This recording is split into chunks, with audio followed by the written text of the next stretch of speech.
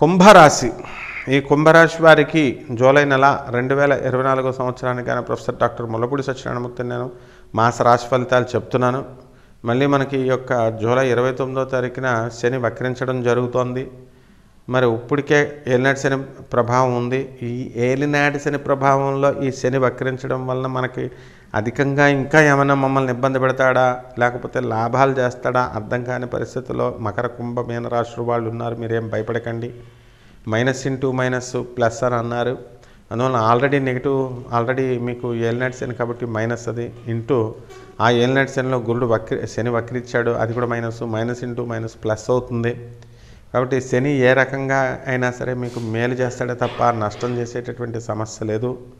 వృత్తి వ్యాపార ఉద్యోగ విషయాల్లో డబ్బులు బాగా సంపాదిస్తారు. పని ఒత్తిడి చాలా ఎక్కువగా ఉంటుంది. చేతి పని వాళ్ళకి పని దొరకడం కష్టం. గవర్నమెంట్ ఉద్యోగస్తులకు పని ఉంటుంది. అలాగే ఏలినాటి శని దోషం వలన ఈ ఉద్యోగం విషయం సంగతి ఎలా ఉన్నప్పటికీ కూడా మనస్సు అంతా కూడా ఉల్లాసంగా ఉత్సాహంగా ఇంతకుముందు ఉన్నట్టుగా మీరు ఉండలేరు. కాబట్టి ఈ యొక్క కుంభరాశి వారికి పనులు అనేటటువంటివి బ్రహ్మాండంగా దొరుకుతాయి. ఆ విధంగా మీరు అనేక రకమైనటువంటి వ్యాపారాలు చేయండి. కుంభరాశి వాళ్ళు ఇనప వ్యాపారం జోలికి వెళ్ళకండి. ఎలక్ట్రానిక్ సంబంధమైనటువంటి వ్యాపారాలు, ఎలక్ట్రిక్ పరికరాలు, సెల్ ఫోన్ రిపేరింగ్లు, ఫోన్ల రిపేరింగ్లు, టీవీల రిపేరింగ్లు ఇలాంటివి పెట్టుకోండి, కుబేర్లు అయిపోతారు. లేదా ఈ యొక్క అష్టమ స్థానంలో ఉన్నటువంటి కేతుగ్రహ ప్రభావం వల్ల మీకు సూసైడ్ చేసుకోవాలని అనిపిస్తుంది. మీరు మరి డిప్రెషన్లో ఉన్నటువంటి వాళ్ళతో కనుక మాట్లాడి స్నేహాలను కనుక పెంచుకున్నట్లయితే ఖచ్చితంగా వాళ్ళు మళ్ళీ మిమ్మల్ని డిప్రెషన్కి పంపిస్తారు. దాని ద్వారా మీరు ఆత్మహత్య చేసుకోవడానికి అవకాశాలు ఉంటాయి. కాబట్టి వ్యాపారంలో చాలా జాగ్రత్తగా చేసుకోండి. వ్యాపారానికి అసలు తిరుగులేదన్నమాట మీరు.